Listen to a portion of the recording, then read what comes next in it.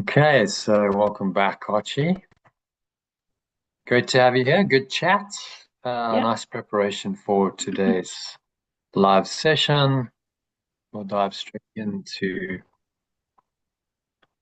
our daily quote for today, which leads us nicely into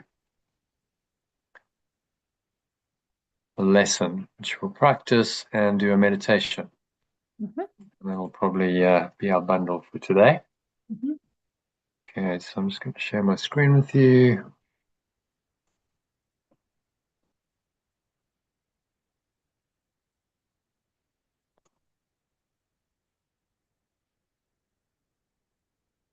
You can read that quote from Mark Twain. That would be wonderful. Yeah. Forgiveness is the fragrance the violet sheds on the heel that has crushed it. Mm. Yeah, really, really lovely Mm. saying from Mm. quite a deep thinker, actually. Mark Twain was Yes. a philosopher as well as an author. Yeah. He's also one of the most quoted authors because anyone who doesn't know who the quote came from says it was Mark Twain. I would just assign it to Mark Twain. But this actually is genuinely from him. Mm. He wrote this. So obviously, he's thought quite a lot about forgiveness and what it actually does. Tells us exactly how we should respond to someone who seems to be trying to harm us Mm. by forgiving or letting go of any negative thoughts and emotions that we're experiencing in response to the person and situation. Mm. So that's all forgiveness is. It's so simple. Not forgiving the person for something that they've done. You are letting go of your negative thoughts and emotions that you are thinking and feeling towards them. Mm. That's the whole deal. Mm. And that process restores our mind to a state of loving the person or people Mm. because now our inner state is calm and clear. Within that state, we perceive them differently. We don't hold a grudge. We don't hold a grievance. And then you've forgiven them. But if you try and forgive them for their sins, almost possible to do because they've done it. And in your mind, that's a block. You can't now let go of the feeling because they've really done it. Mm. And that's how the ego, of course, keeps us in grievances, which perpetuate the ego identity. So the only kind of forgiveness that can do this and restore our mind to a genuine state of unconditionally loving someone who potentially has done something harmful to us on the level of form, is the radical forgiveness that Yeshua teaches in A Course in Miracles, because it denies that any harm really occurred. Just says doesn't even happen. It's a dream, right? So if it's just a dream, then why are you making it real by giving it this importance and Mm. feeling all these emotions and thoughts and so on? It's the only way you're ever going to do it. Because if you make it real and it's really happened and it hurt, then you're always going to go, oh, but it hurt, but now I've got to somehow let go of the hurt. Mm. And I've got to forgive the person for the hurt. Well, how can I? Because I'm still feeling hurt. Mm. So this just cuts through all of that and says, no, you just got to recognize that it's not real. The situation, the person, the whole circumstance, you, the other characters in this particular situation in the dream, none of it's true. Yeah. And the liberation when you really understand that is huge. It's a relief. You just go, oh my goodness, I'm just dreaming. Mm. We've all been there. We've had a nightmare at some point in your life and you've woken up. We've all done that and gone, oh, thank goodness, that's only a Mm. dream. We've all had that relief, right? Thank goodness that was only a dream because it was getting pretty scary. And now it's all over, right? I've woken up and forget it. That's really what he's saying. The Mm. whole world's just a nightmare that can get really, really intense and scary. But you can just remind yourself that you're dreaming, and then all of that intensity just drops away because it's just a dream. Mm. You just got to do that while you're dreaming. So awakening is like lucid dreaming in a way. You've got to start awakening while you're still dreaming, and the dream doesn't go away that easily. does it? We still, you wake up and you're still in a body, still in a body, still a world going on, still perception, still, as Einstein said, it's maybe an illusion, but it's a very persistent one. Very persistent one. Yeah. Good observation, Albert. Mm. So the only way out of that is forgiveness. So radical forgiveness just denies that any harm really occurred to you or anyone else. And it's radical in that it looks at the root of the problem, which is your belief that separation is real, and simply denies it in all its forms, including attack and death. It denies the worst forms of it because it has to. But if you think the worst forms are real, then it makes the dream real. Another kind of forgiveness that we covered on Sunday, is what I call halfway mock or compassionate forgiveness. So it's it's a halfway house, as the name suggests. It's a mock-up, it's a mockery, it's not quite the real thing. It's compassion. So a lot of people are like, well, what's wrong with compassion? The problem is this: the person forgiving accepts the situation they're trying to forgive is real. And then they try to soften their judgments of it by having compassion for the apparent perpetrators of the seeming wrongdoing. So you may perceive someone as physically or mentally abused you in the past. You attempt to soften your resentment towards them and feeling of being hurt by understanding that they did the best they could in the circumstances that they faced, and given their life experiences, they may have been abused themselves as a child. That's often the case. So they've been conditioned to become abusive themselves as an adult, right? Classic kind of situation. And that logic is going to lead you probably to soften your judgment. You go, okay, so they had a really tough upbringing, they were abused, they've become now the abuser. That's what happens. That's often the pattern. But I still feel hurt. They still did it to me, and so now I'm trying to mitigate my judgment of them for the real hurt. You can see that the problem with it doesn't really work because you've made it real, and now you're trying to forgive what you determined up front was real by lessening the blame. Essentially, you're lessening the blame on them, saying, okay, well, they couldn't really help it because of this or this. It's really happened, but I'm not going to blame them as much. So it is leading in the right direction. You're trying to lessen the intensity of the emotion. You're trying to let go of some of the blame, which is really guilt. So it can help, but it's a bit like putting a band-aid on a pussy sore that really needs to be deep cleaned. You need to go in there and clear out all the pus and all the goo, and just sticking a band-aid on it isn't really going to work. So compassionate forgiveness is a bit like that. It's not really going to work. So the second approach, radical forgiveness, as in the 10-step letting go process, included in step 5, is the compassionate forgiveness. So we go there. By the way, I did send this to you, so it's well worth working through it in the written form. But step 5 there is having compassion. So being compassionate. Maybe just read that whole step. Actually, would be useful. Yeah. So be compassionate towards yourself and all others involved in the situation, knowing that you and they are doing the best they can in their current state of consciousness. And all unconscious, unloving behavior happens because people do not feel loved and is in fact a cry for love. You and any other people involved in the situation need your love rather than your judgment and condemnation, which only make the situation worse and strengthen your ego to let go of these destructive thoughts and emotions and find the underlying happiness that is everyone's natural state and right. Yeah. So the compassion can help. If you start, that's quite an enlightened thought, thinking it's in fact, this is all a cry for love. and people need your love rather than your judgment and condemnation, that actually helps a lot. And just saying, oh, okay, well, saying they did this and that because of their past, because that's actually not what I'm recommending you do.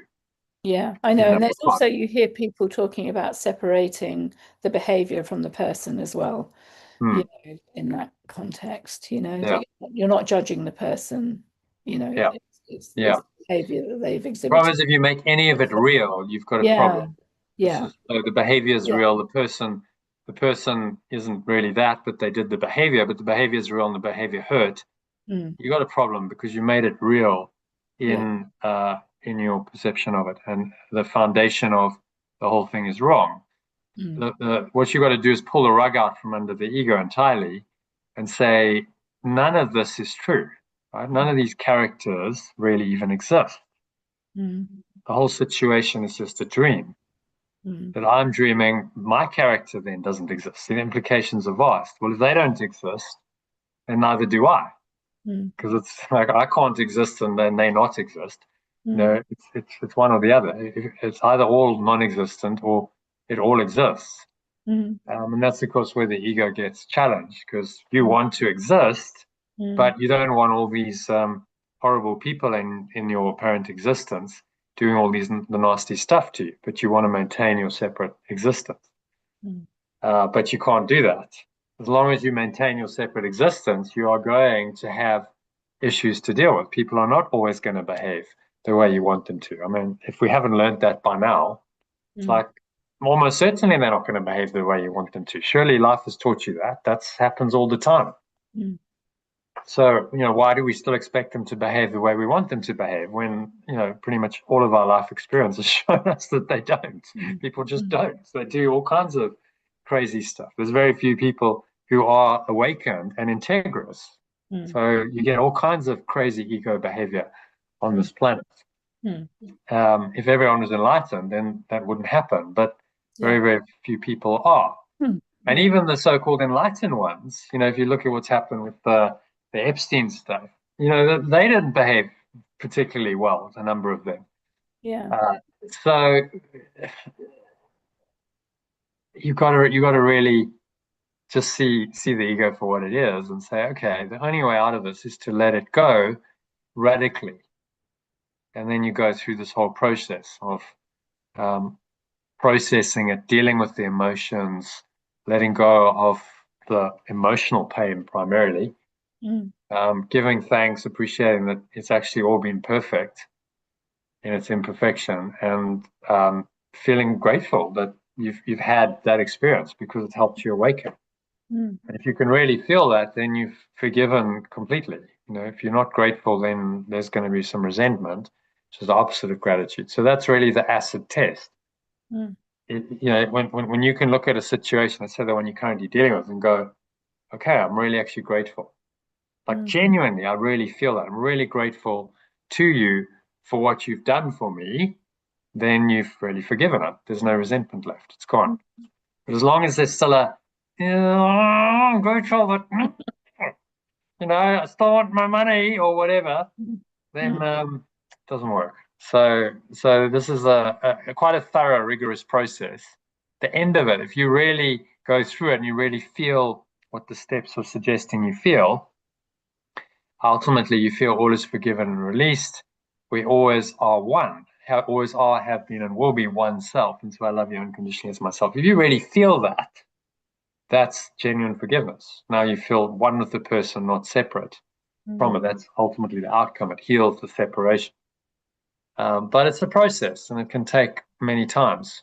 If it's a deep-seated issue, you might need to run through the process many, many times.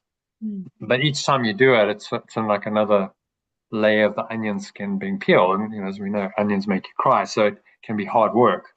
But eventually, there's nothing left once you take off all the layers. It all disappears, and that's what radical forgiveness does. Brings you back to the truth of who you are. So just stopping at step 5 isn't going to cut it. You've got to go the whole way. Yeah. To know that that this truth is true in your own experience, you must deny the existence of anything that is not pure formless awareness of perfect love. Only then will you understand that the dream of form was really false all along. So nothing that seemed to happen, and it really happened. And consequently, only pure formless awareness of perfect love or oneness is real, right? If the dream didn't happen, if separation isn't real, the dream didn't happen, then that leaves only one reality, one awareness remaining, which then must be the truth. So I'm just going to show that. We go back to this descent into hell diagram, which, I refer to this often because it shows it all quite well. If none of that happened, if separation never happened, then none of the ego boxes, none of the arrows, and none of the stuff happened, right? That's the logical implication. So that thought of separation never happened, then none of this exists. Then what you're left with is your original pure formless awareness, the truth, and nothing but the truth. The ego, of course, has another judgment on all of its miscreations. So no, it very much has happened. It's absolutely happened. And now you're facing the consequences of it, which are not very good. And now you're going to blame someone else for the consequences. It's not your fault that all this is happening. It's someone else's fault. And so it projects the guilt for the separation onto someone else. And it sets up a world where you get many opportunities to do that. That's why the world is unfair. Do you understand? It's a setup. It's unfair because then you have a justification to blame someone or something else, and then you can project your guilt onto them, because blame is just projected guilt. So instead of you being the guilty one, they're the guilty one, and they're the ones who are going to suffer. I take my fair share of responsibility in it, though, because I know, it's not that I'm blaming, the other people in this. I'm also, taking responsibility for my part in it. But there's also, I don't know. I mean, there's this accountability part as well. It's kind of like Accountability to what is the question? Yeah. It's a thought system. It's a very accountability to a set of rules that you think are the truth. Accountability to an agreement. Yeah. Yeah.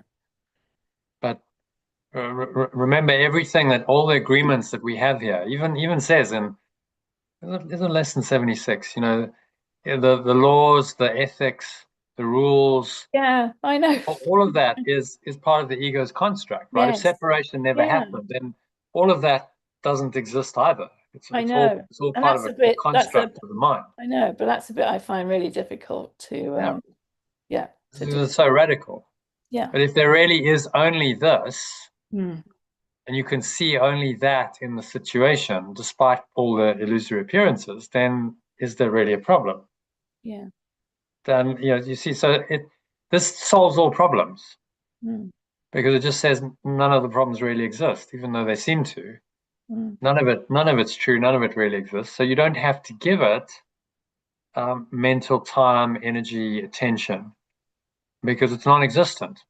And that's really the only way out. Because if you make it real, you're stuck in trying to deal with the consequences of a non-existent idea, which is what we do. And we run around trying to somehow fix it and trying to make it better. And of course, we just go round and around chasing our tails, trying to somehow improve a fundamentally flawed world. Yeah. And, that's tiring, and we age, and we get sick, and we suffer, and we die. And then you do it all over again. And Yeshua's saying, aren't you tired of all this? Wouldn't you like another way? Wouldn't you like to just step out of all this? Just, step off the whole wheel suffering. Beam me up, Scotty. Stop the world. The number of times I've thought that's why, this whole thing of I really just want to escape. I really do. Part of it's almost like my little utopia is here, kind of on the farm where where I can escape. Yeah. But you can see it's only a halfway house. I mean, it might be very pleasant in the dream, but it's not escape from the whole construct. It's just a little temporary, maybe a nicer place, a safer haven. Nothing wrong with that. Just don't get attached to it. The real escape lies in your mind. The real escape lies in collapsing every single part of this belief in separation. Yeah. Right? You can't, not one fragment of it can remain in your mind, because as long as there's any belief in it, you will believe you're a separate self. You will have guilt and sin. You will project that out. You will have fear of punishment. You will have all the accusation, blame, and attack going on, and you're not free. Your mind is actually in hell, a helpless, innovative little life. Yeah. Limitation, lack, loneliness, suffering, and inevitable death. So some people look at this and go, "Oh, that's horrible. Like this is terrible. I don't want to know this." But unless you're really honest and you look at what the ego's thought system is and how it works, then you're gonna continue to see hope in it. You're going to see that there's some hope of salvation, that this could work, and he has to completely disillusion us of that hope. There can't be any hope in the ego anymore, because otherwise you'll continue to believe in it. So at sometimes this can feel hopeless. You can feel desperate. You can feel like, well, what's the point of anything, right? Yeah. Because I'm losing all hope in the ego system. But that's what you have to do. As long as you have hope that the ego's one day it's going to get it right, then you're going to carry on believing what is false. And you're just going to keep getting the same endless sequence of dysfunctional situations and results. You're not going to be really happy. You're going to die, and you come again, you do it over and over again. How many times have we done that? Who knows? Thousands of times? We don't know. And what's the point?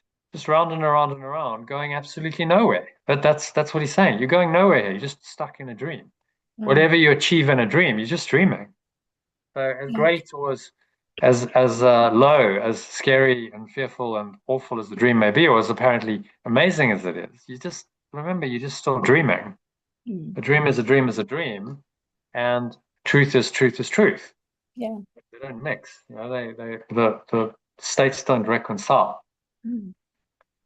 So it's a process. You know, he's not suggesting we let this go all in one go, because we have to start unpacking it all. We have to start going into our psyche. You got to go down this ladder. You know what we did was we went down the ladder of separation into the dream, and then we forgot what these dotted lines symbolize. Is a kind of a veil of amnesia over the mind. We forgot what we did. Yeah. So you forgot all the steps that you took down the ladder. So now you end up as the victim of the world, and you can't remember how you got there. And the ego's kind of got you in prison, because it just seems like this is the reality.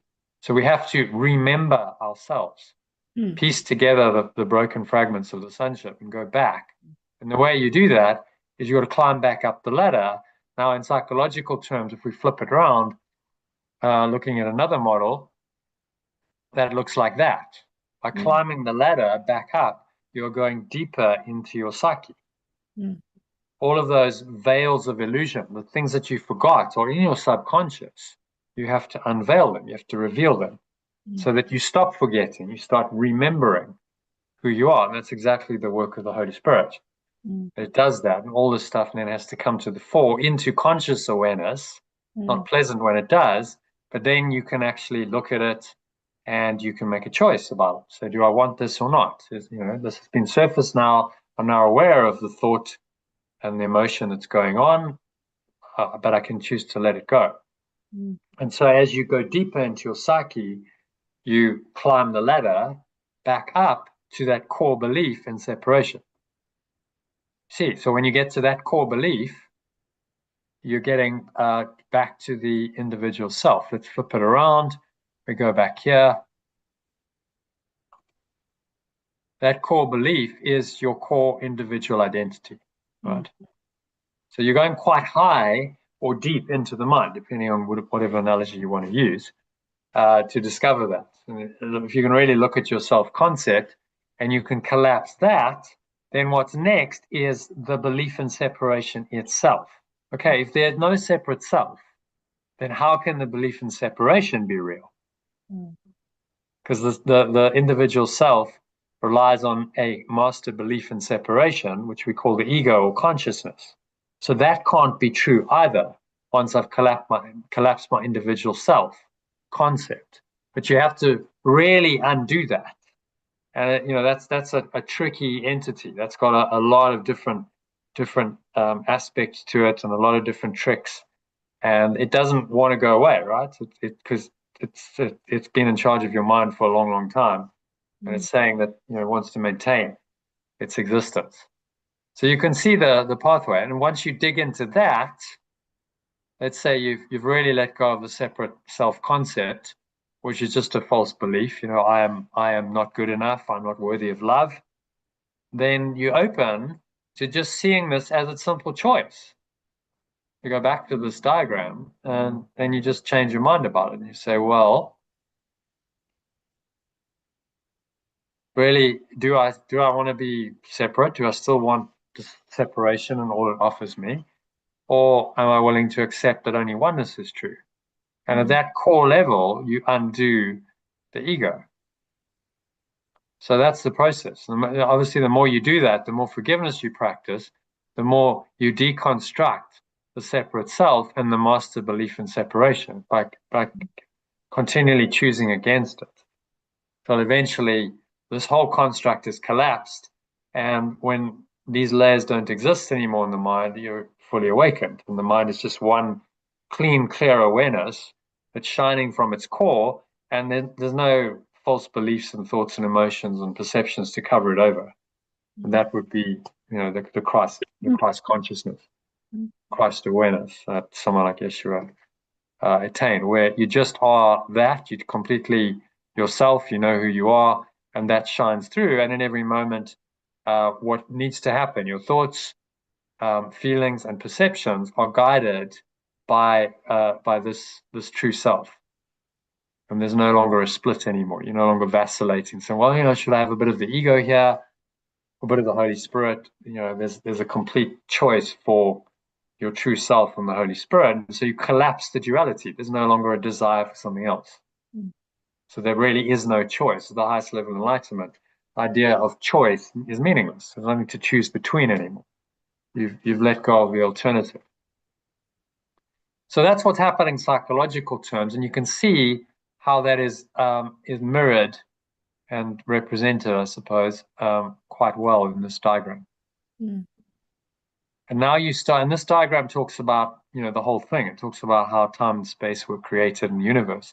You can see how then the psychological theory of going deeper, the subconscious mind, etc., dovetails really nicely with the theory of how the universe was actually made up, and the way out of it. And this kind of insight is quite unique to the Course. I haven't seen another teaching that explains how it all fits together as well. Because most people don't understand it. They don't marry all these different things and go, okay, so yeah, the psyche and subconscious mind, and when I do my shadow work, then yes, I'll get here, and then that's my path home, and then I undo the whole dream world because I've undone the mindset, the consciousness that created it. That's how you're going to do it, right? You're going to undo that, and then you don't need to be in that thought system anymore because you don't believe in it anymore. So really, really simple, logical. It's the only complete theory that I've found that makes sense, where all the dots are connected. It all makes sense. There's nothing contradicting anything else. It's still radical, but okay. So just because it's radical doesn't mean it's not true. It just means it's going against the what you believed before. But maybe that was just a pack of lies. Maybe it just wasn't true at all. So most versions of psychology, teaching, healing, spirituality, even most of them still keep you caught up in this game, going around and around, trying to find a way out within the thought system of the ego. And that's not going to work. You have to unplug from the matrix. You've got to just take it out and leave the whole thing. Radical forgiveness does that for you. Okay, so that leads us quite nicely into the interview. If you were watching it, and you watched it from the point that I put here, What struck you about what I Zach Bush no, I was saying? haven't. I You have haven't. watched it. I started watching it. Hmm. Yeah, So but he talks about two primary emotions. This was recorded around the time of the COVID pandemic, so it's like mm, 5 years old or something. mm, But I found it fascinating because he was discussing the two primary negative emotions that the pandemic aroused in people. Can you guess what they are and what they were? fear. Yeah, obvious. Yeah. And the second one? Um, don't know about the second one, but I just said, yeah, definitely fear. Well, let's look at this. So what else is here? What is just above fear in the Oh, sin. Oh, yeah, guilt, of course. guilt? Yeah, Yes, of course. guilt. Yes. Yeah, Very, very. So, for not these being two vaccinated. primary engines of the ego's existence Yeah. that perpetuate it were very, very present. Fear of, oh, if I'm worried about my health and I'm worried I might Yeah. get sick and I might die. Yeah. But I'm also feeling guilty if I don't do what everyone else is doing and follow the protocols and take the vaccine. I'm Yeah. letting the team down, right? Then I'm now guilty because I'm not doing that, and so I'm feeling like I should just do it. And a lot of people did Mm, because but I'm worried what people are going to think. So there's a fear yeah. of people, what people are going to think of them. Yeah. And then that drove many people to take the vaccine when maybe part of them was like, I don't really want to do this, but Yeah. everyone's on board. All the authorities are saying it's the right thing to do. And what motivated them was guilt and fear. Well, that's not a positive motivation. Yeah. It's not coming from spirit. That's coming clearly from ego. Once you understand the psychology of the ego's thought system, which is why the whole thing was just an egoic miscreation. Yeah. However, great forgiveness opportunity because now you can see all that and go, okay, I see it, but I don't buy it. I don't agree with it. I'm gonna let it go. I'm not going to partake in that system, and we still did have a choice. Mm, So great opportunity for awakening to mm, really see how the guilt and sin and the fear play out on a mass level. yeah. No, Just how bonkers the world went for a I year had a or so. huge I had a huge um awakening during the pandemic because I Mm, lost my mother to mm, COVID in it. And mm, so I did a lot of mm, work around mm. releasing the guilt about it Yeah, because yeah, you know she died in hospital, mm, um, and I was the one that sort of admitted her to hospital, and I really regret, I have so much regret. And that's yeah, another thing I want to work on in our one-to-one yeah, session, yeah, actually, yeah, Jonathan, is that yeah. whole The, thing. the, the guilt, because the Yeah. guilt is what keeps the It's, ego intact. You got to I see that. know, because had my mother not gone into hospital, I think she would still be alive today, Yeah, because that's where she caught COVID, yeah, you know? quite, quite, Yeah. quite possibly. Yeah. But you see how the system that is supposed to be a system of health is Yeah. actually part of a death wish. Yeah. Anyone with eyes to see could see that this was Mm. not coming from love and light, and Yeah. it was really pretty It dark. was a cruel list of things, and I couldn't even see her in hospital either because Yeah, she was admitted at the mm, start of the lockdown, mm, yeah. and she So died in then hospital without someone's isolated and alone, and you actually. know, it's Yeah, just. But there's the ego. There is the thought system of yeah, separation for you in a nutshell, yeah, right? So yeah. now your lesson is, do you want that kind of a reality or Mm, not? That's mm, the lesson. mm, Where there's all this cruelty and guilt and sin, and mm. people die alone in hospital Yeah, needlessly, and like, is this really a system that is worth saving? Do you want anything to do with this? no, Because that's the forgiveness lesson. yeah, So when something like COVID happens and the ego goes into complete overdrive and totally mad, it's a great forgiveness opportunity because you just see on a collective level how this works. If we mm, go to integral model, the systems, governments, etc., all of it was just completely bonkers, mm, totally insane, didn't yeah, make any sense spiritually, But this is what everyone like is now telling you to believe in and to do. Yeah. And so it was really a time to say, okay, if I'm going to find any sanity, I have to really go within, and I have to find the truth within me. And I can't listen to, worldly voices and authorities. And, most people in my family certainly, all like, yeah, go, do the vaccine, and authorities can't be wrong. And I'm like, really? Like, seriously? Well, Do you honestly believe that? I didn't get the vaccine. I was Yeah. adamant I was not going to get the Yeah, vaccine. yeah. I mean, I was like, you got to be kidding me. I have Yeah, no idea what's in that. You're yeah, not sticking that into my body. I have yeah, no idea what yeah, you put in it. yeah, So why would you do that? And the logic doesn't make a lot of sense to me. It's like, well, yeah, why? Like, how can you say this is gonna now, protect you against every variant of COVID? mm, How can you say that? mm. Just like, Anyway, we should probably stop talking about it because the video will get taken down by YouTube. But yeah, well, I had a couple taken down because they censored it because they were like, I mean, maybe they don't care anymore. I don't know because it's Yeah. it's part long history, long gone. But I mean, the world really did go completely insane. It Oh, was absolutely. totally bonkers. It was. And then if that's not a lesson in just seeing the absolute insanity of the ego system, just Yeah, scratch beneath the surface and go, totally mad. Just didn't yeah, make any sense at all. And then once they'd achieved some kind of objective, 90% of the population vaccinated, they just drop all the controls. yeah. Literally, I came back to the UK about 2 months after they dropped all the controls. I could have had raging COVID. I could have had a Mm, fever. They didn't test anything. mm. I didn't have to do any kind of any blood test. I didn't have to have a vaccination. I didn't have anything. I just could have just walked in Were like you in South sneezing and Africa? coughing and Where were you during the pandemic then? Were you in yeah, South I Africa? got stuck in South Africa. Were you? I couldn't get Yes. back. Yeah. I'd gone back to sort out a visa, and I had to wait because to wait for some income to come in the next financial year. And then in January of that year, COVID hit.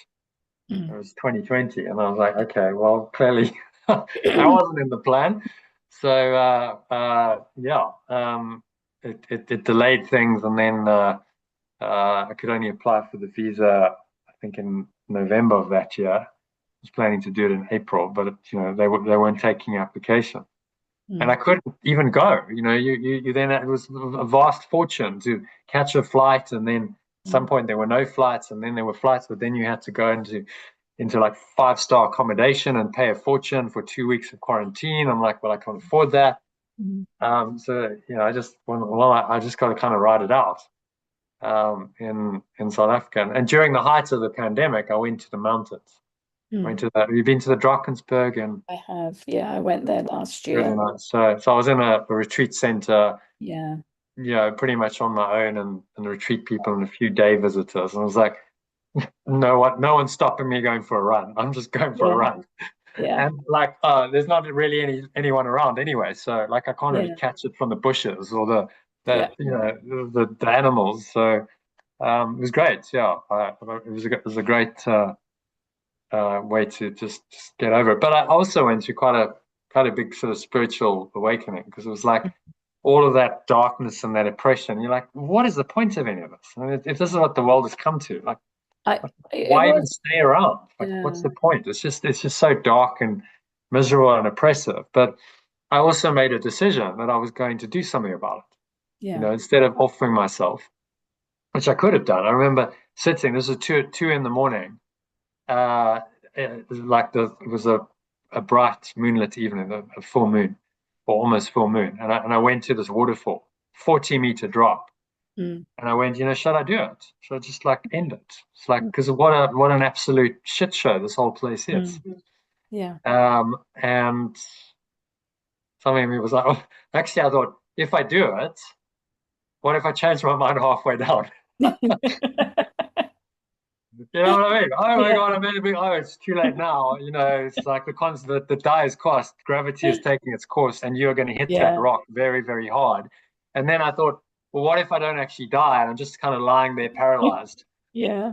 going, oh my God, like now I'm in deep shit, Yeah. and it's just going to be pain. And I just went, no, no, no, no, this isn't stop. Mm. This isn't the way. Mm. And I turned around and I went, okay, I am going to do whatever I can to undo this system because it needs to go. Mm. So I'm going to dedicate my life Mm. henceforth Mm. to that purpose, which is awaken for Mm. myself and the world. So it really made me like, okay, face the darkness, take it on, and turn around. And I haven't looked back since. I was like, okay, Mm. this is what I'm here to do. Mm. Game on.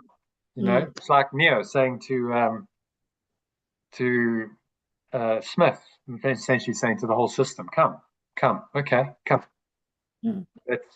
Let's do this. Let's undo this whole thing. It needs to be confronted. It needs to be undone because it Mm. just shouldn't be. It shouldn't exist. It Yeah. seems to, and that's the way the world operates. But it's a projection of a collective state of mind, right? If people awaken, then these systems will just have no power. Yeah. They only have power because of people's belief system. That was very evident in COVID. Like just how powerful belief is, Yeah. and how it causes people to do all kinds of things that don't really actually make any sense, but it's Yeah. because they believe it. Yeah. So actually, it was a really good experience overall. Mm. Difficult to go through these, but that's how you awaken. You go through the darkness Yeah. to the light, and you let go of all of this Mm. guilt, sin, fear, Mm. doubt, disbelief, as Morpheus said. You got to let it all go in here. Free Yeah. your mind. Take the jump. Yeah. Uh, uh, that's why that movie never fails to inspire me because, like, Mm. it's telling you the messages are so clear. Yeah. Uh, so yeah, definitely worth to go back to this. Definitely worth listening to that. Yes. The whole thing's good, but it gets particularly interesting at the point where I started. So I've coded it so that it starts at the point where they're Yeah. discussing Yeah. the Well, I like listening to Zach Bush anyway. I've listened to yeah, quite a few of his yeah, stuff. make, I love his whole take on climate change as well, and yeah, all that kind of thing. yeah. So Yeah. someone who's kind of more awakened and awakening, spreading that into the world, Yeah. which is great. And we need medics to do it. Doctors need to Absolutely. stand up and Yeah. say, "This is crazy. Like I Yeah. don't agree Yeah. with this. Like Yeah. this isn't like this isn't what I was taught in medical school. This isn't proper medicine. This is ludicrous. Yeah. It doesn't make any sense. And there were some people who did, brave ones, because it was bananas. It was crazy. Yeah. They without proper clinical trials, they just released these vaccines. Like how can you do that on millions and millions of people without proper clinical trials? It's like unheard of. Like that's not proper medical procedure. So they're violating their own rules. Yeah. Because it's an emergency. Well, is it really such an emergency? Have you just created it into an emergency? Mm. You just made that all up because then suddenly it wasn't an emergency anymore, Mm. and then it all just dissipates and everyone Yeah. gets on with life. Yeah. It's like, well, so you're telling me that's all just gone away now? But it's just not. It's not perceived. If anything, it was such a great lesson in the power of perception. Mm. It's how you perceive things. Mm. If you perceive it in a certain way, then very, very fearful. But the same thing perceived differently is like, what's no problem? Mm. So it's just purely perceptual reality, and but they played mind games with people's beliefs and their perceptions big time. There's lots of propaganda, Mm. so on going on. Once you understand how they do propaganda, Yeah. anyway, so that's worth watching, definitely worth Mm. listening to. That leads us quite nicely into today's lesson. So let's dive into that, shall we? God is love. God is the love in which I forgive.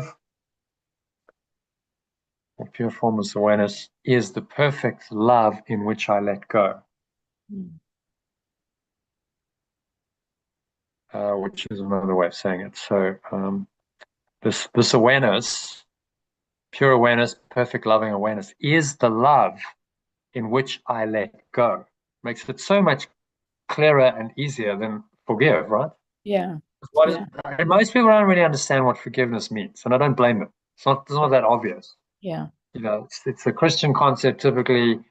Okay, so what does forgiveness actually mean? Well, we have a sense that, we shouldn't judge people, we shouldn't be angry. But how do you actually do that? How do you accomplish that? Mm. So most people don't really have a clue. They do their best, but they fail. And then they feel like, well, I'm a bad Christian because, I'm not forgiving and I'm not really doing what I should do, but no one's really taught me how to do it. Mm. So, if you just focus on the letting go aspect, Mm. it's very, very simple. I got to let go of every negative thought and emotion that I am thinking and feeling in response to that personal situation. So it's very, very simple. Yeah. Clear, there's no ambiguity, not necessarily that easy to do, but that's your job. And the awareness in which you do that is God.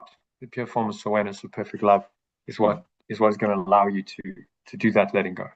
Yeah. Okay, so there's two of us. Shall we read the original, the alternative, Yeah. as we do? Would you like to read the original or read the alternative? It's up to you. I can read the original. And do we want to do it sentence by sentence? Yeah, there's quite a Yeah. bit to translate, certainly in the first one. I mean, once we get into the exercises, then we'll go into the meditation. So there's only really two paragraphs and then a couple of slides. Then we'll go into the med. So just two paragraphs to cover before we go into the med. Okay. So God does not forgive because he was never condemned, because he has never condemned.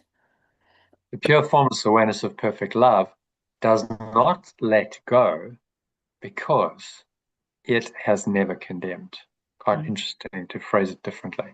Yeah. There's And nothing to let go of because it never happened, right? So yeah. it's never condemned. God doesn't need to forgive you for anything because it's just a dream. But it takes us some time to get this, right? Because we Yeah. actually think that we're sinful and we're guilty, and we think we're going to be condemned by some, power up there, which we think is looking over us and is going to punish us for all of our misdeeds. None of that's true, fortunately. And there must be condemnation before forgiveness is necessary. And there must be condemnation before letting go is necessary. Mm. Okay? So we're just changing forgiveness to letting go. So it becomes very action oriented. Okay, I know what I need to do here. I need to let go of the thoughts and emotions that cause me to suffer. Yeah. Whereas forgiveness doesn't tell you exactly what. And so even Course in Miracles students don't know really how to do it. Don't Mm. really know what the word forgiveness means. So if you don't know what it means, you don't know how to do it. Obviously, you're not going to do it very well. And Yeah. then, of course, the whole course is not being done very well because it's modus operandi. The essential thing that you've got to do is to forgive Mm. or let go. That's how it all operates. Yeah. Okay. Next one. Forgiveness is the great need of this world, but that is because it is a world of illusions. So letting go is the great need of this world because it is a world of illusions. Mm. So you got to let go of the illusions to get beyond them. Obvious, logical. You're Yes. still attached to them, then how can you ever free yourself from them? So simple, so logical. Love it. Those who forgive are thus releasing themselves from illusions, while those who withhold forgiveness are binding themselves to them. Therefore, those who let go are freeing themselves from illusions, while those who hold on to their negative thoughts and emotions are binding themselves to them. Okay, so again, just being really explicit, those who withhold forgiveness, what does that mean? It means you're holding on to your negative thoughts and emotions. That's what it means. Yeah. Let's just name it, be very, very clear and explicit Yeah. so that you can see, there's no ambiguity. That's what I try to do in the translations. There's no ambiguity about the situation and what you need to do. It's very, very, very clear. Yeah. And then your choices are, am I actually going to do it? Am I going to listen to these words or not? Mm. As you condemn only yourself, so do you forgive only yourself. As you condemn only yourself, so do you free only yourself. Okay? Mm. So whenever you condemn anyone else, you're really condemning yourself Mm. because you feel that condemnation immediately in your own mind. So who are you condemning? You experience the energy of condemnation, Mm. which is guilt and attack and fear, all embedded in that. And Yeah. so when you let go of that, you free yourself. again, totally logical. Yeah. Do you want to feel the energy of condemnation, which is not a nice energy, or do you want to be free of that? Yeah. Very, very simple. And that, that's really my mission with the Art of Letting Go course and program, is to make it really, really, really simple, Yeah. so that all of people's confusion about it is done away with. It's like, okay, it's very clear, it's very simple. There's no Yeah. great mystery to this. This is what I got to do. This is how I do it. Yeah. And then they're much more likely to actually do it and get somewhere. Yeah. All Yet. right. Okay. So yet, although God. So maybe just read read that from the top in the alternative, just to summarize. So pure, formless awareness of perfect love does not let go because it has never condemned, and there must be condemnation before letting go is necessary. Letting go is the great need of this world because it is a world of illusions. Therefore, those who let go are freeing themselves from illusions, while those who hold on to their negative thoughts and emotions are binding themselves to them. As you condemn only yourself, so do you free only yourself. Thoughts on that? Does it make sense? Mm. The logic's impeccable. You can't really fault it. Yeah, yeah. So people say the course is difficult. Oh, no, it's just very, very clear, very simple, very logical. Like, Mm. takes you step by step, and he's saying, well, here's how it is. Here's the logic of it. Can you really disagree with that? Mm. In all honesty, you Mm. can't really. If you're going to be honest and open and logical, it's like, yeah, what he's saying is true. And so systematically, he's undoing the logic of the ego in your mind. You're going, actually, I can see that this makes no sense. Once Yeah, you understand it makes no sense, you can chuck it out. There's the whole system is scrambled, fragmented, insane. It's not logically consistent. So how can I operate my mind and my life on a thought system that has no internal consistency and yeah, integrity? yeah, And that's what this mind training is doing. So you will willingly chuck it out because you see just how poor a thought system it is yeah. in comparison with the true system, which is the Holy Spirit. Mm. Okay, so let's switch it. I'll read the original, you read the alternative. Mm-hmm. Yet, although God does not forgive, his love is nevertheless the basis of forgiveness.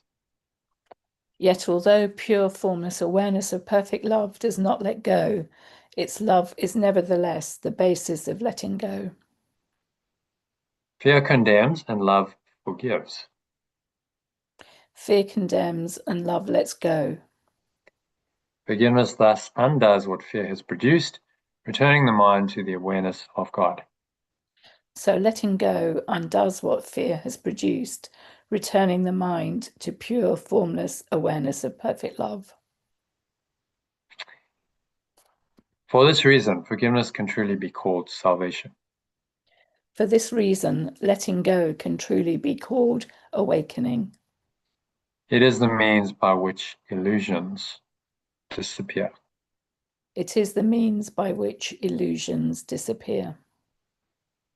And then from the top, an alternative. Yet, although pure, formless awareness of perfect love does not let go, its love is nevertheless the basis of letting go. Fear condemns and love lets go. So letting go undoes what fear has produced, returning the mind to pure, formless awareness of perfect love. For this reason, letting go can truly be called awakening. It is the means by which illusions disappear. I, Again, yeah, perfectly logical. I like the last but one sentence. Actually, letting go can truly be called awakening. Yeah, Yeah, that to me sums it up. yeah, Actually, yeah, yeah. If yeah. you look at any spiritual teaching or path, you really get to the essence of what it's doing. If it's a genuine teaching that's helpful, it's helping you to let go in some way Mm, of the ego's thought system. yeah, So all of the spiritual paths, teachings, practices come down to this one thing. They're all a means of letting go. So breath work, yeah, what does it do? It helps you to let go yeah. mentally of some of the ego and Mm, find a sense of peace. Meditation, you're going to let go of the monkey mind and find a deeper sense of peace in your mind. if you do that over and over, you do start to, any technique that is worth anything, that has any real impact, is helping you to let go in some way or another. Yeah. Well, that's why it's so simple. It just says awakening. You can just sum it up as saying awakening is letting go. And that's simple. That's the essence of it all. So whatever technique, whatever you're going to do, is it helping you to let go of that ego self-concept, that whole thought system, the belief in your mind, and everything that goes with it in some way, shape, or form? And if it is, then great, it's helping, it's helpful. If it's not, and it's making you more attached to that, then you're going in the wrong direction. Right. So then that becomes your guide. Okay, if it's helping me to let go, great, I'll do it. If it's making me more attached into the dream and stopping my letting go, then no, this isn't helpful. It's coming from the ego. Yeah. And so you have a very clear, then guidance system for evaluating any teaching, any path, any technique, and saying, okay, is it helping me to let go, or is it not? Yeah. If you're honest with yourself, the answer as to its validity will then be obvious. Okay, so really short, sweet intro, but really powerful. Man, I just like what he puts into 2 paragraphs. It's extraordinary. Can you see that each word, each sentence is profound? Everything he's saying is meaningful. There's no, even though the course is very, very long, there isn't a lot of fluff. There's not a lot of like wasted words and okay, that doesn't like each sentence here is meaningful. Each sentence logically follows from the next one. It builds the case. It's almost like, he's a top lawyer, something, or barrister, to say in this country, arguing the case against the ego. That's what he's doing continuously. And he has to give us all the logic, because he knows our minds are very logic oriented, and it's got to make sense to us for us to accept it. Helen Schuckman, in fact, said this is finally a spiritual path for intellectuals. Very, and so you say, okay, so that's how your mind works. So that's fine. Well, we'll address you where you are. At some point, you start going beyond that because you realize the intellect's not going to get you there. But that's where we all begin. And it needs to make intellectual sense. If it didn't make sense, then you wouldn't accept it. You'd chuck it out. You'd say, okay, it doesn't make sense to me. But because it does make such logical, consistent sense, you start going, okay, I have to start paying attention and ultimately accepting this, because what else? If the logic is so simple and clear, what else could be true then? Yeah. Only the ego, which then contradicts it, which then doesn't make any sense. And I'm seeing the difference between those thought systems over and over. He juxtaposes them all the time in the teaching. So ego, Holy Spirit, which one are you going to choose? Giving us the alternatives and helping us to make the choice ourselves. That's really the key thing. So this isn't faith being rammed down your throat, a la, church style. You got to just believe, you got to just have faith.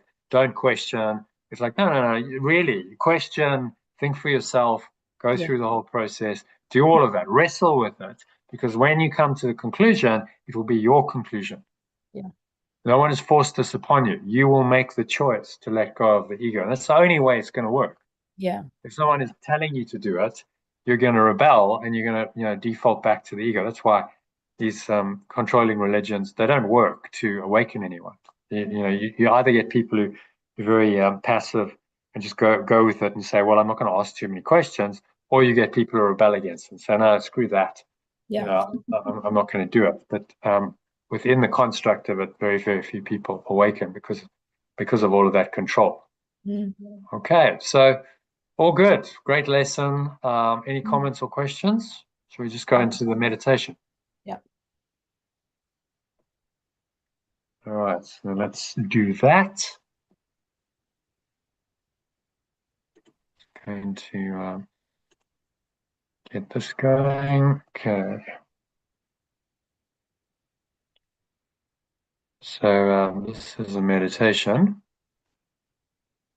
on today's workbook lesson 46. We're on to God is the love in which I forgive, or in alternative language, pure formless awareness is the perfect love in which I let go. So Just closing your eyes, sitting comfortably with your feet shoulder width apart, your back straight, cup your hands in your lap. Start off with a nice deep breath in through the nose. Breathing in, noticing how the stomach rises and the chest rises, and subtle flow of air in through the nostrils. Clenching the sphincter muscle. It's a muscle used to contract the flow of urine or squeeze the last drops out.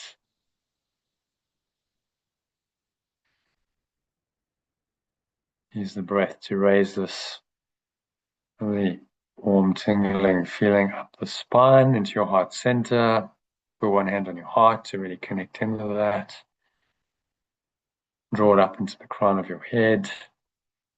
Pause at the top of the inhale.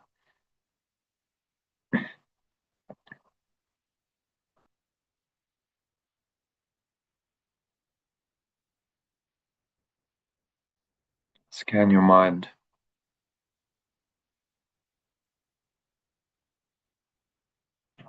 And just search your mind for anyone whom you've not forgiven. In other words, anyone who still provokes negative thoughts and emotions in you. It doesn't matter how much this happens,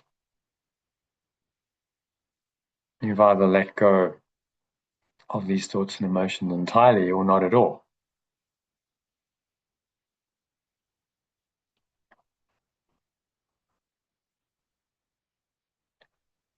So you should have no difficulty in finding a number of people you've not forgiven, still holding a grudge, a grievance, you're still angry, resentful, even a bit of frustration when you think of them is a safe rule that you haven't forgiven. It's also a safe rule to say that if you don't like someone, then they're a suitable subject.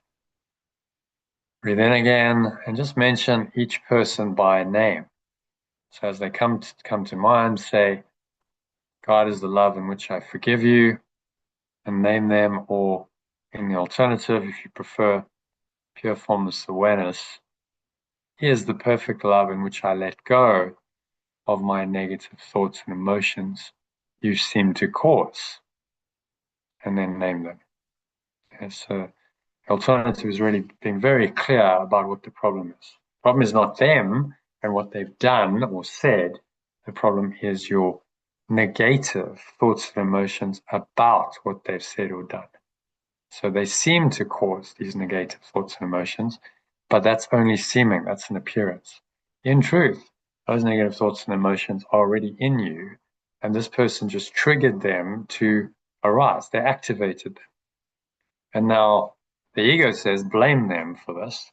They are the problem. They're the cause of your negative emotions. But the truth is that they were always there. Those negative thoughts and emotions exist in your psyche, in your subconscious mind, and they've just been surfaced by the trigger of this particular situation. That's how it works. So the problem is not really outside of you. The problem is internal.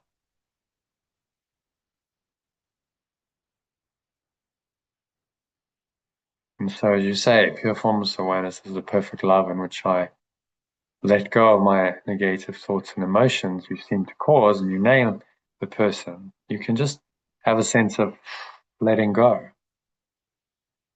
Do what the words suggest. Just let go of those thoughts, those feelings. Just blow them away.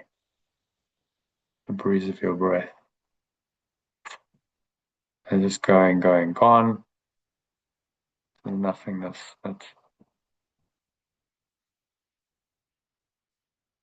They really are. There's no substance to them whatsoever.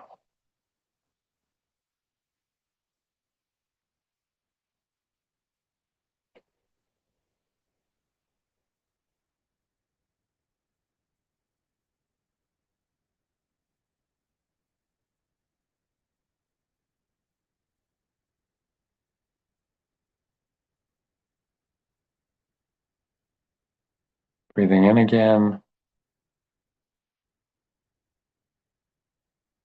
And after you've applied the idea to all those who've come to mind, tell yourself, pure formless awareness is the perfect love in which I forgive myself. In other words, in which I let go of my separate self-concept. If anyone else comes to mind, then practice the lesson with them. God is the love in which I forgive you. Breathe in, bring them to mind, name them. Say, pure formless awareness is the perfect love in which I let go of my negative thoughts and emotions that you seem to cause.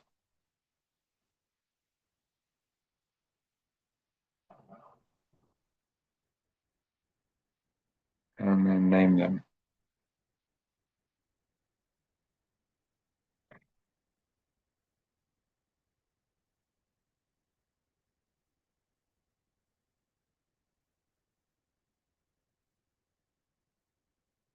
Exhale and blow all of this out. The breeze of your breath. A dark cloud or a black smoke, just leaving you. It's going, gone. All the lower stomach into the spine. Expel the last remaining air out.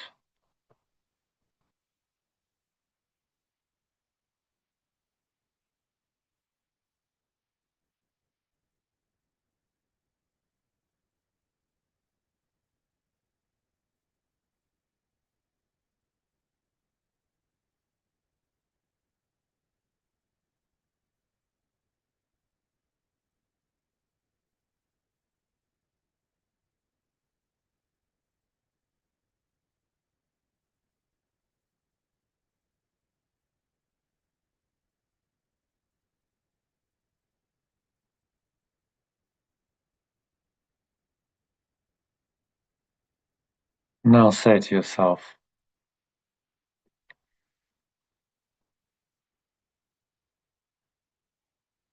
God is the love in which I forgive myself.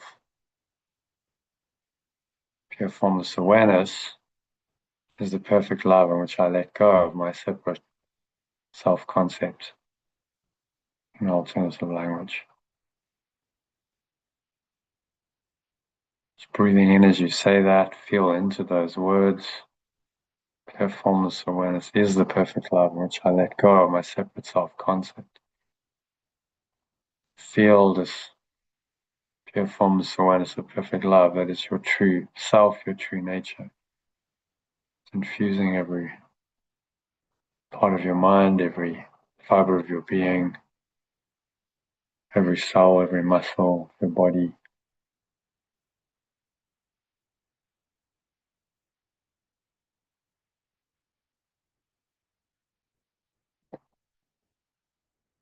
Sinking inwards, going deeper and deeper with the breath into this pure formless awareness of perfect love. The idea is to experience it.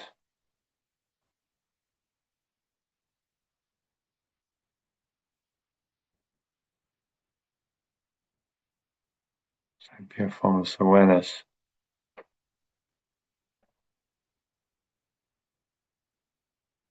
is the perfect love with which I love myself.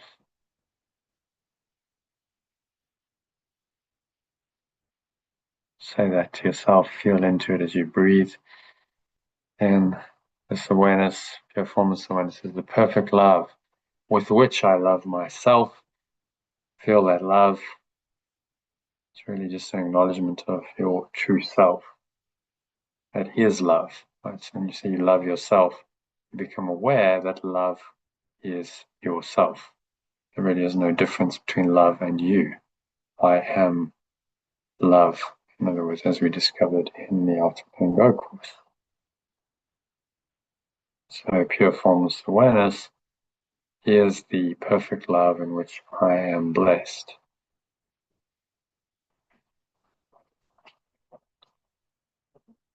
Pure formless awareness is the perfect love in which I am blessed.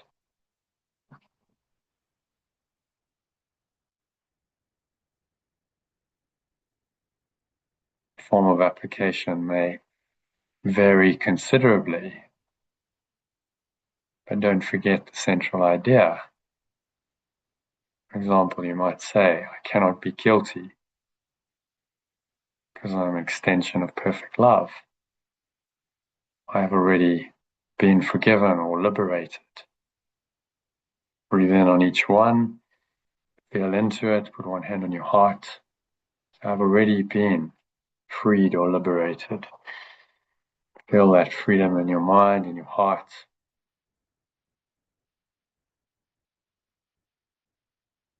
No fear is possible in a mind that is aware of perfect love.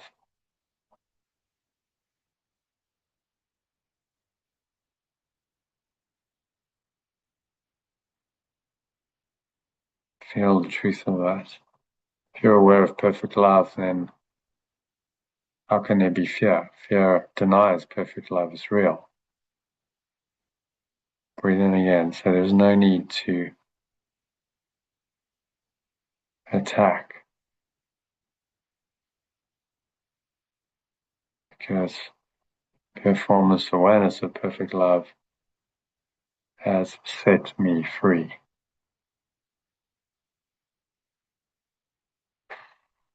Exhale the truth of that. Just let it go. Everything go.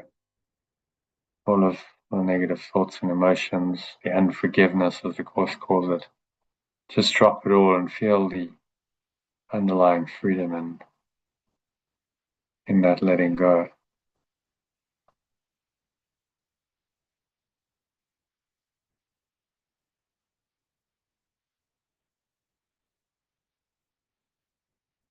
And breathe in one more time and just end the practice period with one more repetition of the idea. God is the love in which I forgive. As you breathe in, or say pure formless awareness of perfect love. Pure formless awareness is the perfect love in which I let go. Exhale out, releasing all the negative thoughts and emotions.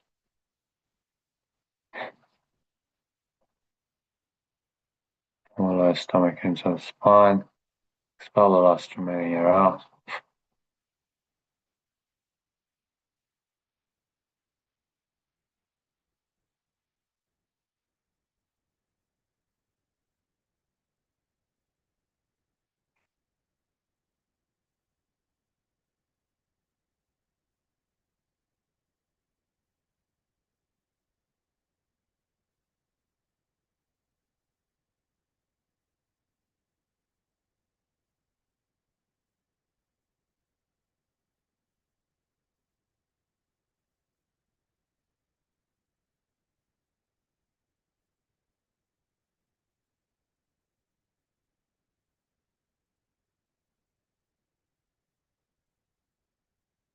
Me is the basis of my forgiveness of anyone or anything. And the same limitless unconditional love is the basis of my forgiveness of myself. In other words, by letting go of my self-concept. Just breathing in and out through your nose as you think these thoughts, and the breath take you deeper and deeper into the truth of who you are. Okay. So breathing in, there's no need to attack anyone else or myself, because love has forgiven me.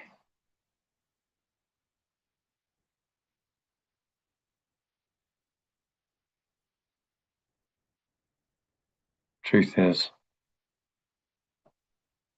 so saying says, there's no need to attack because love has forgiven me.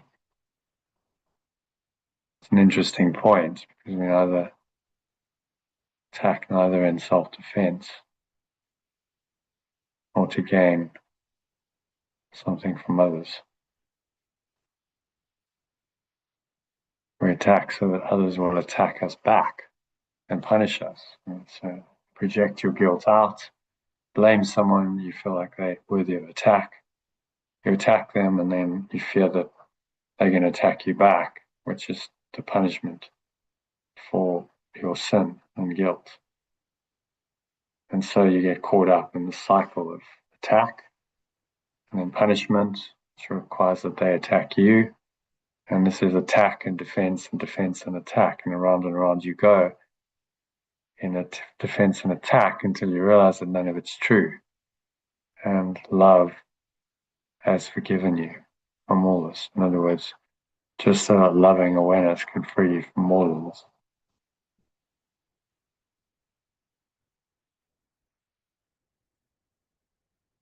And so it is.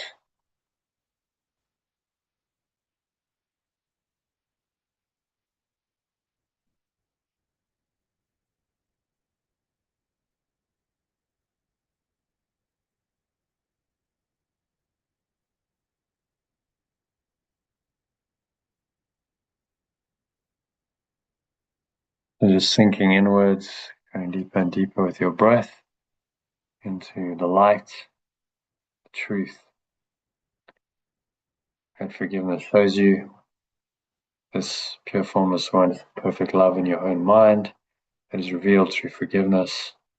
Just breathing deep, subtle, soft, gentle breaths, and let the breath carry you deeper and deeper, deeper and deeper with each breath into this pure formless awareness of perfect love.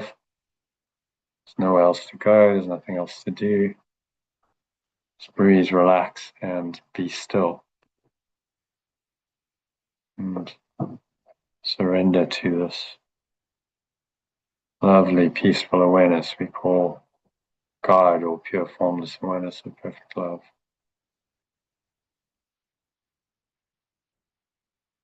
Nowhere else to go, nothing else to do.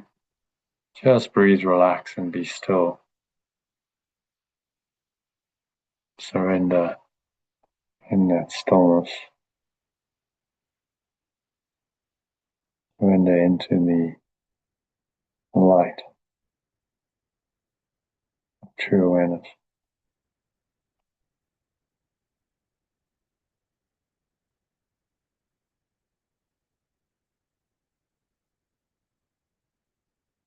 And be quiet for a couple of minutes, just breathing, observing the breath. And the breath take you deeper and deeper. And if any thoughts come up during the next 2 minutes, just remind yourself that pure formless awareness is the perfect love in which I let go of my negative thoughts and emotions towards you, or if there's a person involved, or about you, or about a situation. So whatever's coming up, remind yourself that pure formless awareness is the perfect love in which I let go of my negative thoughts and emotions about this or towards this person. And so it is. Just breathing deep, slow, rhythmical breaths and sink inwards and deeper, deeper and deeper into your mind, into the truth with the breeze of your breath. Just breathing and staying quiet and calm and peaceful for a few minutes of deep silence to end the meditation.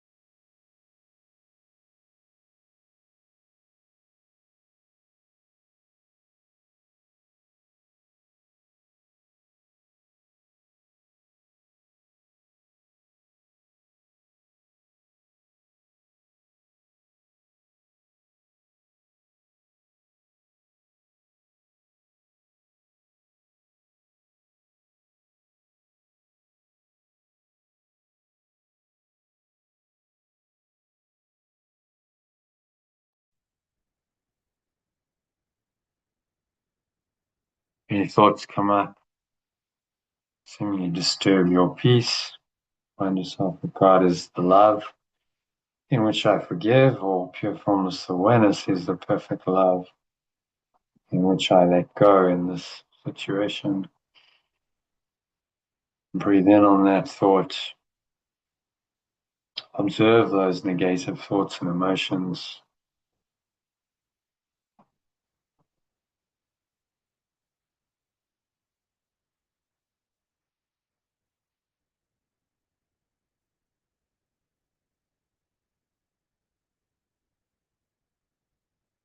Just blow it away, any negative thought or emotion. Letting it go with the breeze of your breath.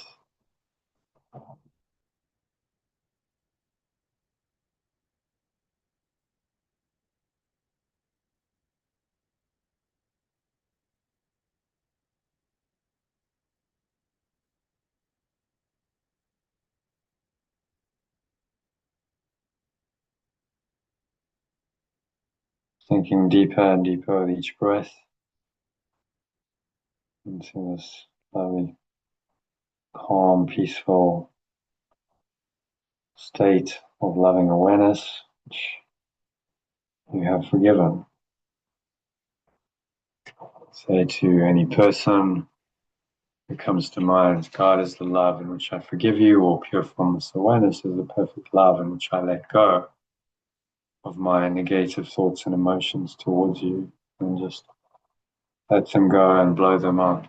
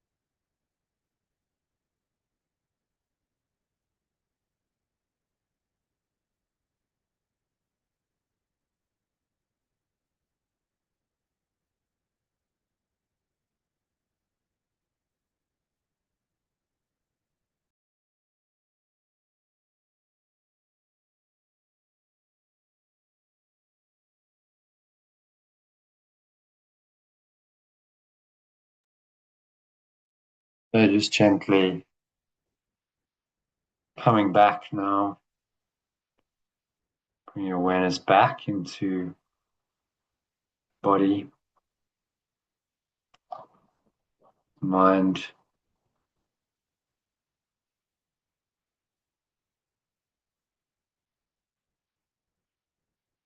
breath, the senses, and the world. And on the count of three, open your eyes. So 1, just breathing in, noticing how the stomach rises.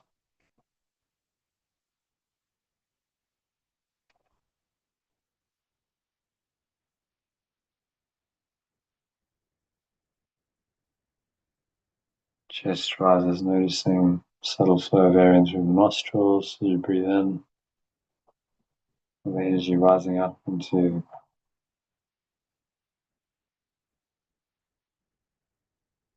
the crown. Notice what you smelling as you breathe in, touching, tasting.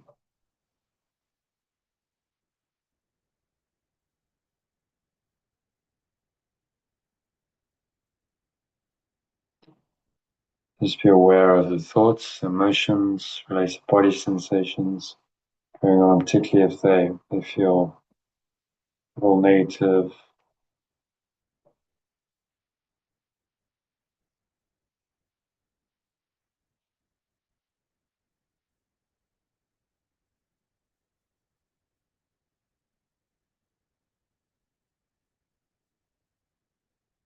Notice all these things very objectively, very calm, detached state. You can just observe them. You're the pure witness, the observer. And if there's anything else, anything that blocks this awareness, any unforgiveness of anyone or anything lurking,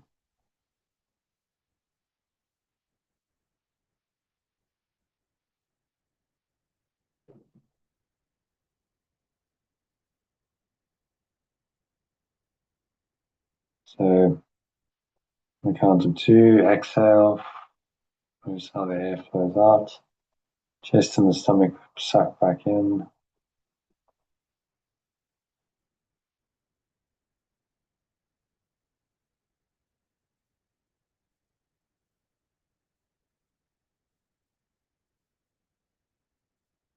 So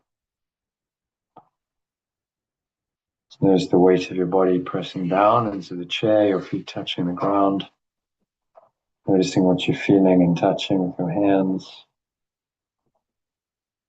There's a subtle taste in your mouth, a smell in your nose. Who's that?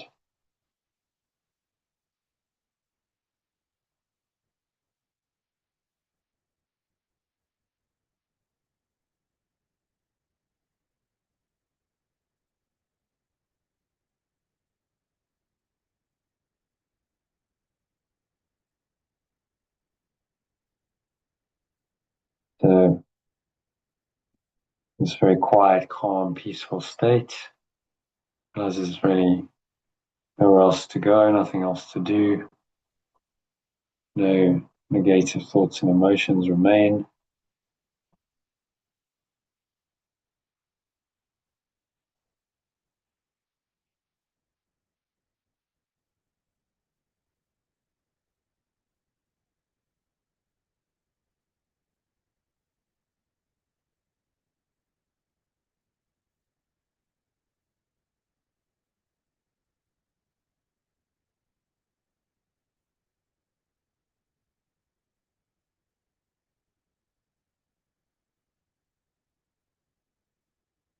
Just gently bring your awareness back now into the world via the body and the breath, senses and the world. Say one more time.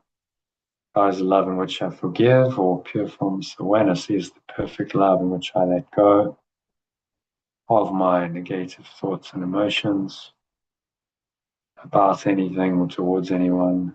Use specific names or situations for them.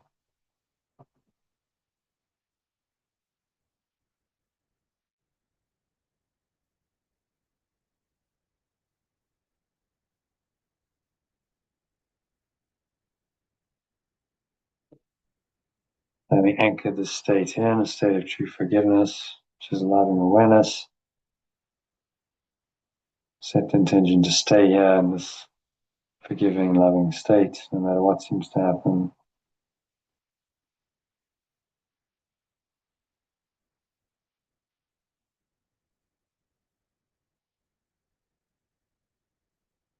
Now on the count of 3, you can open your eyes. So just take a moment to look around, just observing everything in the room around you. It's very clear, calm, peaceful awareness, no judgment of any of it, no labeling, naming it, just pure awareness in which you've let go of all your negative thoughts and emotions towards anyone or anything. And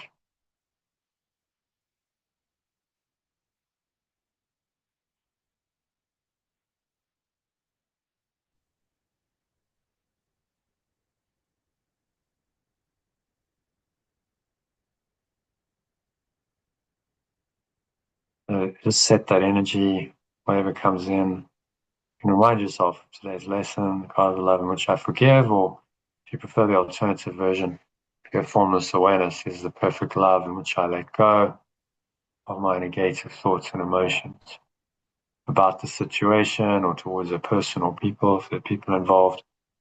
And that should hopefully anchor you back in to this pure formless awareness of perfect love, which is your true state of nature, in which you're always going to feel peaceful and happy and calm, and it's really where you want to stay as long as possible in the day. So that's what I wish for you, that you carry on this evening and on into tomorrow in this state of peace. Keep practicing forgiveness, and I will see you tomorrow afternoon. Thank you, Jonathan. Well, as we're doing 2 a week, though, we won't be meeting tomorrow. Yeah. Yeah. So, is that Yeah. okay? Do you want to skip tomorrow then? Yes, please. Yeah. Okay. Because No problem. because we had our session yesterday. Yeah. Yeah. Yesterday Okay. evening, today, so that's 2 Yes. this week. Sure. Okay. Yeah. Sure. So I'll see you Sunday. Sunday. Yeah. Yeah. 6:30. You want to start? Yes, please. Yeah. Okay. And then maybe on Monday or Tuesday. Let me know on Sunday what Yeah. Well, the week's like. yes. And also, kind of which days Kim and Elaine would like to Yeah. do. Yeah. Elaine's fairly flexible. Kim's usually available one evening in the week, so we just need to pick an evening and say, okay, so maybe Tuesday afternoon if you're free, and then a Well, no, Wednesday or Tuesday. Thursday evening. Well, Tuesday we've got our coaching call Yeah. next Okay. Tuesday. Yeah. At 2 o'clock. Oh yes, that's true. Yeah. Yeah. Okay. Of And course. because it's the bank holiday Monday, we're not going to do anything on the Monday. Yeah. So, Yeah. yeah. Okay. So maybe we do Wednesday, Tuesday evening, Wednesday or Thursday afternoon, something like that. Could Yeah. work. I prefer, because we've already got our session Tuesday after. Yeah. Do it Yeah. Wednesday. Yes. Yeah. Otherwise, it becomes a very long day. Okay. Maybe Wednesday and Thursday then. Yeah. Yeah. Wednesday afternoon, Thursday evening, or vice versa. The other way around. Wednesday evening, Thursday afternoon would Yeah. suit me. Okay. All Yeah. right. Cool. Yeah. Okay. I'll see you Sunday. Yeah. Thank you. Yeah. Okay. Bye. Nice weekend in the meantime. Yes. Yeah. All Thank right. you. Namaste. Yeah. Bye-bye. Bye, Archie.